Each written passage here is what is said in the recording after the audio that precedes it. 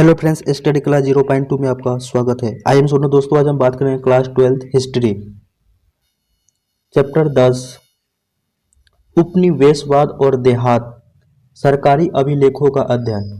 तो दोस्तों, उपनिवेशवाद का मतलब क्या होता है? किसी एक देश के व्यक्ति किसी दूसरे देश में जाकर के, है ना, आर्थिक, राजनीतिक और सांस्कृतिक रूप से, है ना, जो शासन करता है उसे उपनिवेशवाद कहता है। देखो, बेस बेस माने क्या होता है? खर्च करना। वाद माने क्या होता है दोस्तों? विचार। देहात माने क्या होता है? गांव। सरकारी अभिलेखों का अध्ययन, है ना। आगे देखते दोस्तों, क्या दे रखा है आपका? आगे दे रखा है आपका, इस अध्याय में आप यह देखेंगे कि औपनिवेशिक शासन का अर्थ उन लोगों के लिए क्या था जो देहात में रहते थे, माने गांव में रहते थे। इस अध्याय के माध्यम से आप बंगाल के जमींदारों से मिलेंगे और उन राजमहल की पहाड़ियों की यात्रा करेंगे जहां पहाड़ी और संथाल, है ना, लोग रहते थे। और फिर वहां वहां से, है ना, वहां से दक्कन की ओर आगे बढ़ेंगे। आप यह भी जानेंगे, है ना, यह भी जानेंगे कि ईस्ट इंडिया कंपनी ने देहात में अपना राज कैसे स्थापित किया किया था, अपनी राजस्व की नीतियों को कैसे किया गया, कार्यान्वित किया था। और भिन्न भिन्न वर्गों के लोगों के लिए इन इन नीतियों, क्या दे रखा है दोस्तों? इन नीतियों का क्या मतलब था और उन्होंने रोजमर्रा की जिंदगी को कैसे बदल दिया था। यहाँ से पढ़ेंगे, राज्य यानी सरकार द्वारा लागू किए गए कानूनों के जन संधारण के लिए अनेक परिमाण होते हैं। वे कुछ हद तक यह निर्धारित करते थे कि उन कानूनों के परिणाम स्वरूप कौन पहले से अधिक क्या है, धनवान बनते हैं और कौन गरीब हो जाते हैं, किसे नई जमीन मिल जाती है और कौन अपनी उस जमीन को खो बैठते हैं। जिस पर वह रहता है और गुजर बसर करता है था। किसानों को जब पैसे की जरूरत पड़ती थी तो वे कहाँ और किसके पास जाते थे।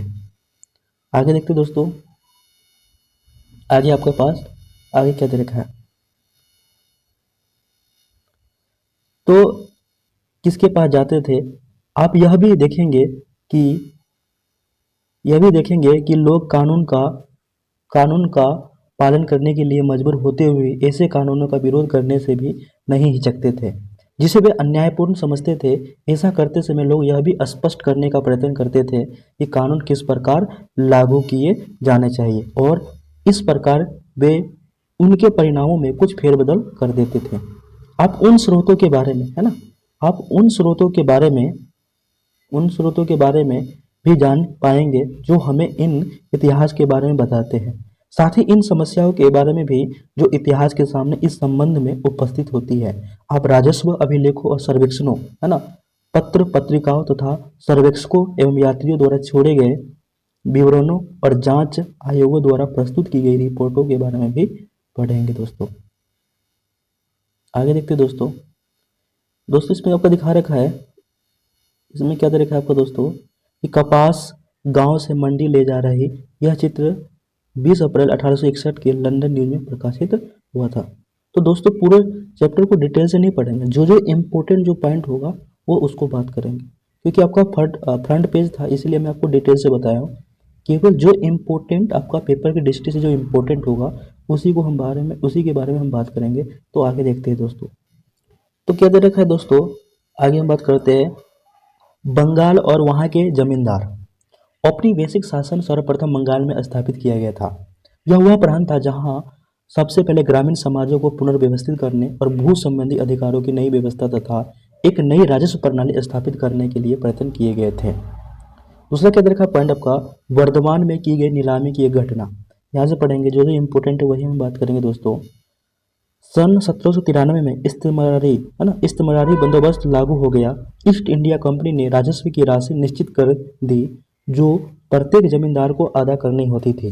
जो जमींदार अपनी निश्चित राशि नहीं चुका पाते थे उनसे राजस्व वसूल करने के लिए उनकी संपदाएं नीलाम कर दी जाती थी। तो 1793 में इस्तेमारी बंदोबस्त लागू हो गया था। ईस्ट इंडिया कंपनी ने राजस्व की राशि निश्चित कर दी थी और प्रत्येक जमींदार को अदा करनी होती थी।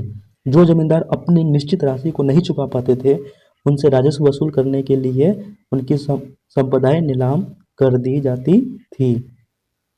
आगे देखते हैं दोस्तों, आगे आपका क्या दे रखा है, आगे हम बात करते हैं। अगला पॉइंट क्या दे रखा है आपको दोस्तों इसमें कि नीलामी में बोली लगाने के लिए, है ना, नीलामी में बोली लगाने के लिए अनेक खरीदार आए थे और संप्रदाय महाल सबसे ऊंची बोली लगाने वाले को बेच देते थे। जो ऊंची बोली लगाते थे मैंने बोली लगाते थे उनको दे देते थे, जो ज़्यादा पैसा देते थे उनको बेच देते थे। लेकिन कलेक्टर को तुरंत ही इस सारी कहानी में एक अजीब सी पेच दिखाई दे गया और उनमें से अनेक खरीदार राजा के अपने ही नौकर या एजेंट होते थे, वही खरीदते थे। नीलामी में 95% से अधिक बिक्री फर्जी थी, है ना, फर्जी थी। आगे देखते दोस्तों, आगे आपका क्या दे रखा है, आगे हम बात करते हैं। अगला पॉइंट आपका अदा न किए गए राजस्व की समस्या। अकेले वर्तमान इस्तेमारी बंदोबस्त लागू किए जाने, है ना, इस्तेमारी बंदोबस्त लागू किए जाने के बाद 75% से अधिक जमींदारी हस्तांतरित कर दी गई थी।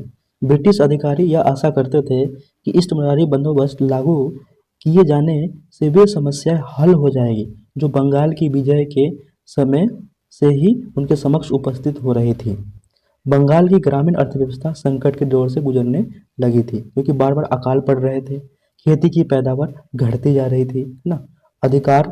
जो अधिकारी लोग ऐसा सोचते थे, खेती और व्यापार और राज्य के राजस्व संसाधन तभी भी विकसित किए जा सकते थे। तो क्या दे रखा है दोस्तों कि राजस्व की मांग की दरों को अस्थायी रूप से तय कर दिया जाएगा। यदि राज्य सरकार की राजस्व मांग अस्थायी रूप से निर्धारित कर दी गई तो कंपनी राजस्व की नियमित प्राप्ति की आशा कर सकेगी। तो दोस्तों जो इम्पोर्टेंट पॉइंट है वही बात करेंगे, पूरे चैप्टर को डिटेल से नहीं पढ़ेंगे। अगला पॉइंट क्या देखा आपका, इस प्रक्रिया से छोटे किसान, है ना, यौमन और धनी भूस्वामी का एक ऐसा वर्ग उत्पन्न हो जाएगा जिसके पास कृषि में सुधार करने के लिए पूंजी और उद्यम दोनों होंगे। उन्हें यह भी उम्मीद था कि ब्रिटिश शासन से पालन पोषण और प्रोत्साहन पा करके यह वर्ग कंपनी के प्रति क्या वफादार बना रहेगा, है ना, वफादार बना रहेगा। आगे देखते हैं दोस्तों, आगे आपका क्या दे रखा है। लेकिन समस्या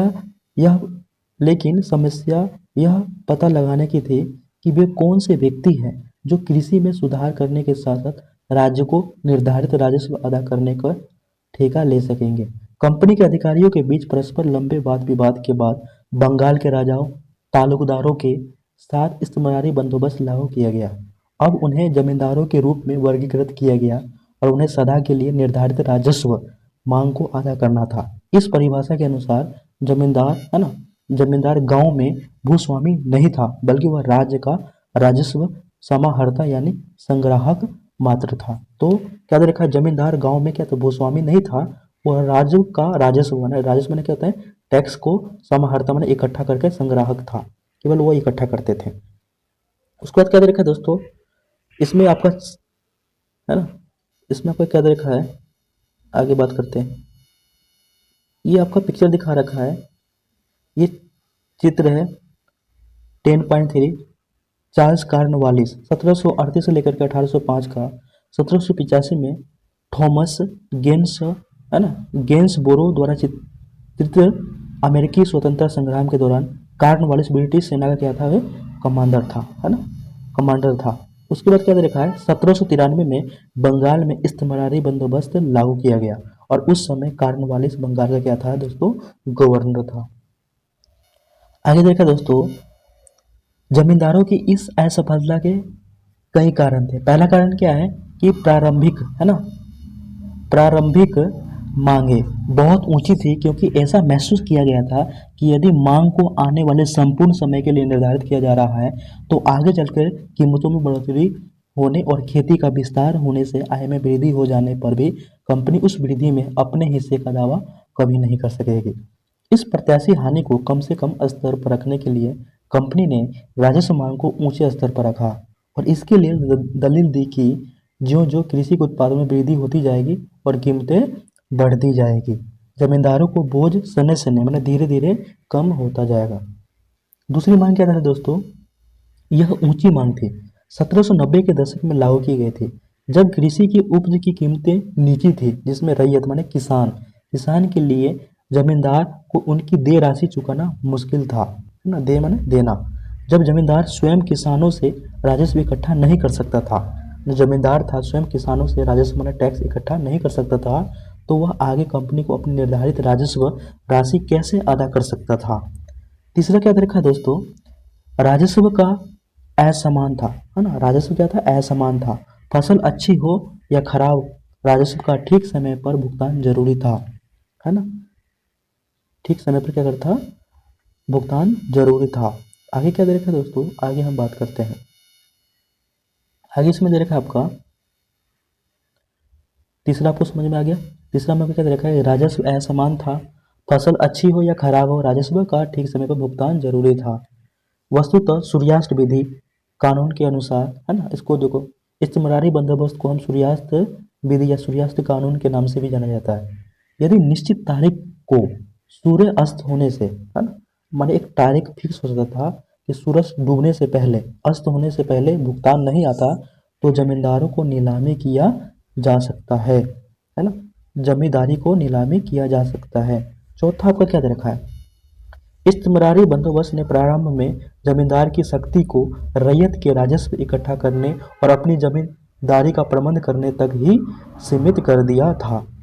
कंपनी जमींदारों को पूरा महत्व तो देती थी और उन्हें नियंत्रित तथा विनिमय करना, उनकी सत्ता को अपने वश में रखना, है ना, उनकी सत्ता को अपने वश में रखना और उनकी स्वायत्तता माने स्वतंत्रता को सीमित करना, है ना, सीमित करना चाहती थी। क्या चाहती थी, सीमित करना चाहती थी। फलस्वरूप फलस्वरूप जमींदारों को सैन्य टुकड़ियों को भंग कर दिया गया और सीमा शुल्क समाप्त कर दिया गया और उनकी कचहरियों को कंपनी द्वारा नियुक्ति कलेक्टर की देखरेख में रख दिया गया। जमींदारों के स्थानीय न्याय और स्थानीय पुलिस की व्यवस्था करने की शक्ति के लिए एक वैकल्पिक केंद्र के रूप में उभरा है। तो केवल दोस्तों जो भी इंपॉर्टेंट पॉइंट है केवल हम उसी को हम टच करेंगे, पूरे चैप्टर को डिटेल से नहीं पढ़ रहे हैं। रैयत, रैयत शब्द का प्रयोग अंग्रेजों के विरोधों में किसानों के लिए किया जाता है। रैयत का मतलब क्या था दोस्तों, किसान। आगे दे रखा है दोस्तों, कीमतों के कारण किसानों के लिए अपनी देय राशि का भुगतान करना बहुत कठिन हो जाता था। कभी कभी ऐसा भी होता था कि रैयत जानबूझकर के भुगतान में देरी कर देते थे। धनवान रैयत और गांव के मुखिया, जोतदार और मंडल जमींदार को परेशानी में देख करके बहुत खुश होते थे, क्योंकि जमींदार आसानी से उन पर अपनी ताकत का इस्तेमाल नहीं कर सकता था। जमींदार बाकीदारों पर मुकदमा तो चला सकता था, मगर न्यायिक प्रक्रिया लंबी होती थी। 1798 में अकेले वर्धमान जिले में ही राजस्व भुगतान को बकाया से संबंधित कितना है आपका 30,000 से अधिक वाद लंबित थे। आगे देखते हैं दोस्तों, आगे आपका क्या दे रखा है, आगे हम बात करते हैं। आगे दे रखा है आपका जोतदार का उदय। 18वीं शताब्दी के अंत में जहां एक और अनेक जमींदार संकट की स्थिति से गुजर रहे थे, वहीं दूसरी ओर धनी किसान के कुछ समूह गांवों में अपनी स्थिति मजबूत करते जा रहे थे। फ्रांसीसी बुकानन के उत्तरी बंगाल के दिनाजपुर जिले के सर्वेक्षण में हमें धनी किसानों के इस वर्ग का, है ना, तो क्या दे रखा है दोस्तों, जोतदार किसे कहते हैं, इंपॉर्टेंट है दोस्तों पेपर की दृष्टि से। फ्रांसीसी बुकानन ने कि उत्तरी बंगाल के दिनाजपुर जिले के सर्वेक्षण में हमें धनी किसानों के इस वर्ग को, माने धनी किसानों के इस वर्ग को जिन्हें जोतदार कहा जाता है, विवरण देखने को मिलता है कि 19वीं शताब्दी के प्रारंभिक वर्षों तक आते थे जोतदारों ने जमीन के बड़े बड़े रकबे को, जो कभी कभी तो कई हजार एकड़ में फैले थे और अर्जित कर लिए थे। स्थानीय व्यापारी साहूकारों के कारोबार पर भी उनके नियंत्रण था।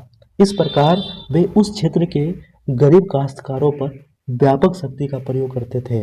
उनकी जमीन का काफी बड़ा भाग बटाईदार, है ना, के माध्यम से जोता जाता था, जो खुद अपने हल लाते थे, खेत में मेहनत करते थे, फसल के बाद उपज का आधा हिस्सा जोतदारों को दे देते थे। गांव में जोतदारों की शक्ति जमींदारों की ताकत की अपेक्षा अधिक प्रभावशाली होती थी। जमींदारों के विपरीत जो शहरी, है ना, जो शहरी, आगे देखते दोस्तों क्या दे रखा आपका, आगे बात करते हैं। तो जो शहरी, क्या दे रखा दोस्तों, जो शहरी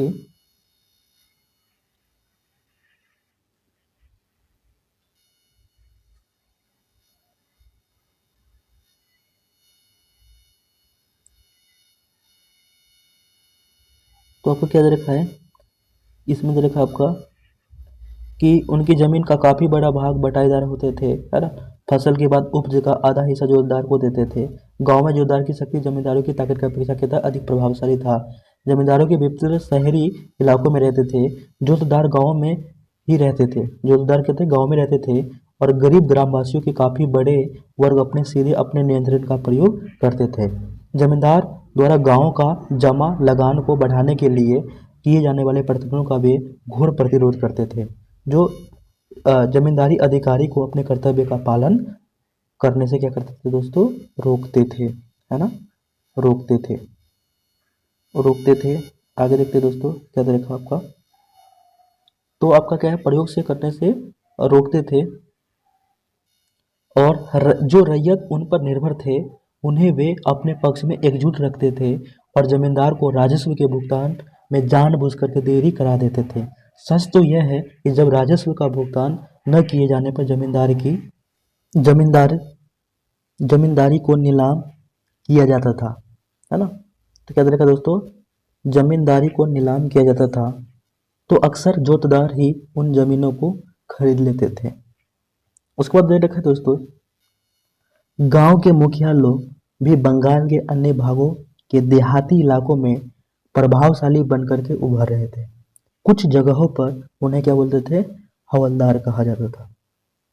गांव के मुखिया लोग भी बंगाल के अन्य भागों के देहाती इलाकों में प्रभावशाली बनकर के उभर रहे थे। कुछ जगहों पर उन्हें हवलदार कहा जाता था, और कुछ अन्य स्थानों पर वे गाठीदार, है ना, गाठीदार या मंडल कहलाते थे। उनके उदय से जमींदारों के अधिकार का कमजोर पड़ना अस्वाभाविक था।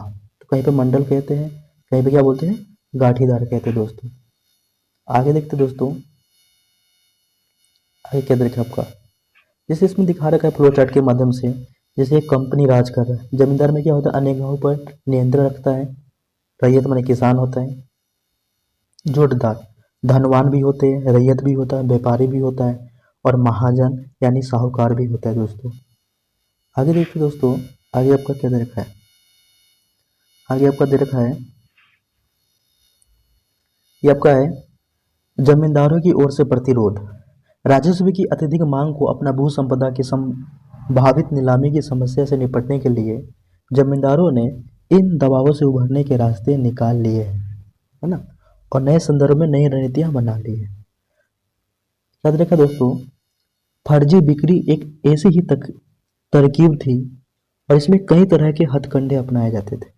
वर्धमान के राजा ने पहले तो अपनी जमींदारी का कुल हिस्सा अपनी माता को दे दिया, है ना, माने अपनी माता के नाम करवा दिया, क्योंकि कंपनी ने यह निर्णय ले रखा था कि स्त्रियों की संपत्ति को नहीं छीना जाए। इसलिए वर्धमान के जो राजा थे अपनी जमींदारी का कुल हिस्सा अपनी माता को दे दिया। माता को दे देंगे क्योंकि महिलाएं वहाँ पे स्त्रियों की संपत्ति को नहीं छीना जाएगा। फिर दूसरे कदम के तौर पे उसके एजेंटों ने नीलामी की प्रक्रिया में जोड़ तोड़ किया। कंपनी की राजस्व मांग को जानबूझ करके रोक लिया गया और भुगतान न की गई बकाया राशि बढ़ती गई जब भू संपदा का कुछ हिस्सा नीलाम किया गया। अलग पॉइंट है दोस्तों, जमींदारों के आदमियों ने ही अन्य खरीदारों के मुकाबले ऊंची ऊंची बोलियां लगा करके संपत्ति को खरीद लिया। तो जमींदारों के ही आदमी ने अन्य खरीदारों के मुकाबले माने ज़्यादा पैसे, है ना, जैसे कोई 5 में दे रहा है तो बोला कि नहीं 10, तो जो 10 रुपये देता था उसको खरीद लेता था। मैं आपको एग्जाम्पल के माध्यम से बता रहा हूँ। तो बोलियां लगा कर संपत्ति को खरीद लिया। आगे चल करके उन्हें खरीद की राशि को अदा करने से इनकार कर दिया। इसलिए तो क्या देखा दोस्तों, उस भू संपदा को फिर से बेचना पड़ा। एक बार फिर जमींदारों के एजेंटों ने ही उसे खरीद लिया, और फिर एक बार खरीद की रकम नहीं अदा की गई, और इसलिए एक बार फिर नीलामी करनी पड़ी। यह प्रक्रिया बार बार दोहराई जाती थी, और अंततः राज्य और नीलामी के समय बोली लगाने वाले थक गए। जब किसी ने भी बोली नहीं लगाई तो उस संपदा को नीची कीमत पर फिर जमींदार को ही बेचना पड़ता था। तो क्या देखा दोस्तों, इस पॉइंट में उस भू संपदा को फिर से बेचना पड़ा। एक बार फिर जमींदारों को एजेंटों ने उसे खरीद लिया, और फिर एक बार खरीद की रकम नहीं अदा की गई, और इसलिए माने खरीद तो लेते थे, पैसे नहीं देते थे, इसलिए एक बार फिर नीलामी करनी पड़ी। यह प्रक्रिया बार बार दोहराई जाती थी। अंततः राज्य और नीलामी के समय बोली लगाने वाले क्या रहते, थक जाते थे। जब किसी ने बोली नहीं लगाई तो उस संपदा को नीची कीमत पर फिर जमींदार को ही बेचना पड़ता था। आगे क्या रखा है दोस्तों, आगे देखते हैं। अगला पॉइंट हम बात करते हैं। अगला पॉइंट में क्या दे रखा आपका, जब कोई बाहरी व्यक्ति नीलामी में कोई जमीन खरीद लेते थे, है ना, तभी उन्हें हर मामले में उसका कब्जा नहीं मिलता था। कभी कभी तो पुराने जमींदार ने लठियाल नए खरीदार के लोगों को मार पीट करके भगा देते थे, और कभी कभी तो ऐसा भी होता था कि पुराने रैयत बाहरी लोगों को यानी नए खरीदार के लोगों को जमीन में घुसने नहीं देते थे। तो जब कोई बाहरी व्यक्ति नीलामी में कोई जमीन खरीद लेते थे, मैंने जमीन को खरीद लिया, तभी उन्हें हर मामले में कब्जा नहीं मिलता था। कभी कभी तो उन्हें मानो खरीद तो लिया, पुराने ज़माने में क्या होते हैं, लठियाल नए खरीदारे के लोगों को मारपीट करके भगा देते थे। और कभी कभी तो ऐसा भी होता था कि पुराने रैयत माने किसान बाहरी लोगों को यानी नए खरीदार के लोगों को जमीन में घुसने नहीं देते थे दोस्तों। आगे देखते दोस्तों, अगला पॉइंट। आगे क्या देखा आपका, पांचवी रिपोर्ट। केवल दोस्तों मैं आपको पूरे चैप्टर डिटेल से नहीं पढ़ा रहा हूँ, जो भी आपका इम्पोर्टेंट पॉइंट है वही बता रहा हूँ, क्योंकि चैप्टर बहुत ही बड़ा है। पांचवी रिपोर्ट। पांचवी रिपोर्ट में क्या दे रखा है दोस्तों, हम जिन परिवर्तनों पर चर्चा कर रहे हैं उनमें से बहुत से परिवर्तनों का विस्तृत विवरण है। एक रिपोर्ट में दिया गया है कि जो सन 1813 में ब्रिटिश संसद में पेश गई थी, यह उन रिपोर्टों से पांचवी रिपोर्ट थी जो भारत में ईस्ट इंडिया कंपनी के प्रशासन तथा क्रियाकलापों के विषय में तैयार की गई थी। अक्सर पांचवी रिपोर्ट के नाम से उल्लेखित है ना। और यह रिपोर्ट में क्या है, 1002 पृष्ठों में थी, और इसमें 800 से अधिक पृष्ठ प्रशिष्टों के थे, जिनमें जमींदारों और रैयतों और अर्जिया भिन्न भिन्न जिलों के थे। क्या दे रखा है दोस्तों, 1813 में ब्रिटिश संसद में पेश की गई थी, और यह उन रिपोर्टों से पांचवी रिपोर्ट में थी जो भारत में ईस्ट इंडिया कंपनी के प्रशासन तथा क्रियाकलापों के विषय में तैयार की गई थी। ठीक है, ये पांचवी रिपोर्ट के नाम से उल्लेखित है। पहला पॉइंट दे रखा दोस्तों, कलेक्टरों की रिपोर्ट राजस्व विवरणियों से संबंधित सांख्यिकीय तालिकाएं और अधिकारियों द्वारा बंगाल और मद्रास से राजस्व तथा न्यायिक प्रशासन पर लिखित टिप्पणियां शामिल की गई थी। क्या तरह के दोस्तों, कंपनी ने 1760 के दशक के मध्य जब से बंगाल में अपने आप को स्थापित किया था, तब से इंग्लैंड में उसकी क्रियाकलापों पर बारीकी से नजर रखनी जाने लगी। उन पर चर्चा की जाती थी कि ब्रिटेन से बहुत से ऐसे समूह थे जो भारत और चीन के साथ व्यापार पर ईस्ट इंडिया कंपनी को एकाधिकार को विरोध करते थे। वे चाहते थे कि उसे शाही फरमान को रद्द कर दिया जाए, जिसके तहत इस कंपनी को एकाधिकार दिया जाता था। निजी व्यापारियों की संख्या बढ़ती जा रही थी और जो भारत के साथ होने वाले व्यापार का हिस्सा लेना चाहते थे, और ब्रिटेन के उद्योगपति ब्रिटिश निर्माताओं के लिए भारत का बाजार खुलवाने के लिए उत्सुक थे, है ना, उत्सुक थे। आगे देखते हैं दोस्तों, आगे हम बात करते हैं। उत्सुक थे कई राजनीतिक समूहों का तो यह कहना था कि बंगाल पर मिली विजय का लाभ केवल ईस्ट इंडिया कंपनी को ही मिल रहा था, संपूर्ण ब्रिटिश राष्ट्र को नहीं। कंपनी के कुशासन और अव्यवस्थित प्रशासन के विषय में प्राप्त सूचना पर ब्रिटेन में गर्मागर्म बहस छिड़ गई, और कंपनी के अधिकारियों को लोभ, लालच और भ्रष्टाचार की घटनाओं को ब्रिटेन के समाचार पत्रों में व्यापक रूप से उछाला गया। ब्रिटिश संसद ने भारत में कंपनी के शासन को विनियमित और नियंत्रित करने के लिए 18वीं शताब्दी के अंतिम दशकों में अनेक अधिनियम पारित किया। कंपनी को बाध्य किया गया कि वह भारत के प्रशासन के विषय में नियमित रूप से अपनी रिपोर्ट भेजा करे, और कंपनी के कामकाज की जांच करने के लिए समितियां नियुक्त की। आगे देखते दोस्तों, आगे आपको क्या दे रखा है, तो आपको ये दिखा रखा है, ये अंडुल राजमहल के बारे में दिखा रखा है ना। ये राजमहल के बारे में आपको दोस्तों दिखा रखा है। इसमें जमींदारों के रहन सहन की, पत्नोमुखी व्यवहार शैली, जीवन शैली के बारे में बता रखा है। इसमें जला सागर की शूटिंग के लिए अंडुल राजमहल में की गई थी। आगे देखते दोस्तों,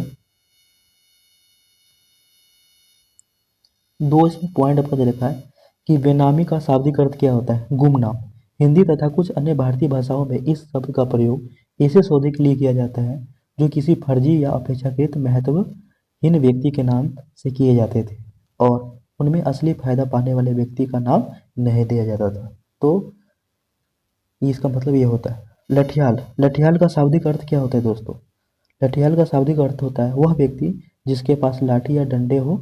ये जमींदार के लठेट यानी डंडेबाज पखजर होते थे। तो लठियाल का शाब्दिक अर्थ होता है वह व्यक्ति जिसके पास लाठी हो, है ना। आपने सुना हुआ जिसकी लाठी उसकी भैंस, कहावत भी है दोस्तों। की गई पांचवी रिपोर्ट एक ऐसी ही रिपोर्ट है जो एक प्रवर समिति द्वारा तैयार की गई थी। यह रिपोर्ट भारत में ईस्ट इंडिया कंपनी के शासन के स्वरूप पर ब्रिटिश संसद में गंभीर वाद विवाद का आधार बने। 18वीं शताब्दी के अंतिम दशकों में ग्रामीण बंगाल में क्या, इसके बारे में हमारी अवधारणा लगभग 1.5 शताब्दी तक इस पांचवी रिपोर्ट के आधार पर बनी और सुधरती रही। पांचवी रिपोर्ट में उपलब्ध साक्ष्य बहुमूल्य है, लेकिन ऐसी ही सरकारी रिपोर्ट को सावधानीपूर्वक पढ़ना और समझना चाहिए। हमें ये जानने की ज़रूरत है कि ये रिपोर्ट किसने और किस उद्देश्य से लिखी है। वास्तव में आधुनिक शोधों से पता चलता है कि पांचवी रिपोर्ट दिए गए तर्कों और साक्ष्यों को बिना किसी आलोचना के स्वीकार नहीं किया जा सकता। शोधकर्ताओं ने ग्रामीण बंगाल में औपनिवेशिक शासन के बारे में लिखने के लिए बंगाल के अनेक जमींदारों के अभिलेखागारों तथा जिलों के स्थानीय अभिलेखों की सावधानीपूर्वक जांच की और उनसे पता चलता है कि पांचवी रिपोर्ट लिखने वाली कंपनी के कुप्रशासन, है ना, कुप्रशासन की आलोचना करने पर तुले हुए थे। इसलिए पांचवी रिपोर्ट में परंपरागत, है ना, परंपरागत क्या तरीका दोस्तों, परंपरागत जमींदारी सत्ता, है ना, जमींदारी सत्ता। तो जमींदारी सत्ता के पतन का वर्णन अतिरंजित है और जिस पैमाने पर जमींदार लोग अपनी जमीनें खोते जा रहे थे उसके बारे में बढ़ा चढ़ाकर कहा गया है। जैसा कि हमने देखा है कि अब जमींदारियां नीलामी की जाती थी, तब भी जमींदार नए हथकंडे अपना करके अपनी जमींदारी को बचा लेते थे और बहुत कम मामले में विस्थापित होते थे, है ना। उसमें क्या रखा दोस्तों, उसको आपको पांचवी रिपोर्ट से आपका कुछ दिखा रखा है।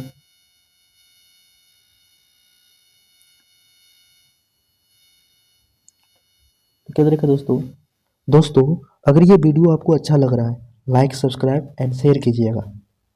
जय हिंद, जय भारत।